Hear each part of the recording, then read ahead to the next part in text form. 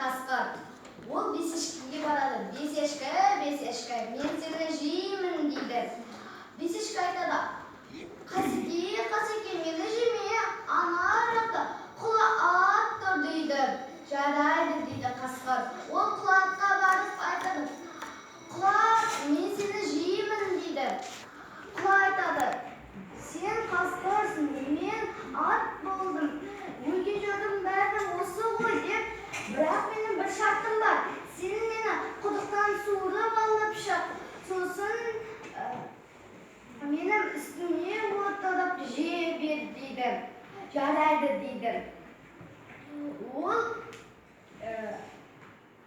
құла атты құдықтан суырып алып шығып, құла аттың үстіне отырып, молдалар секілді отырады да: Тілегіңді айта бер Құдайыңа дейді.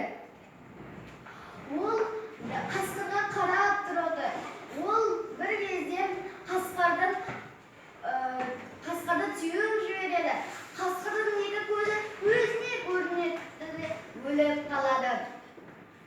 Таң болғанда кедей өз малдарын шақыру үшін бір тасқа отырып: Қой баласы, қойдарым,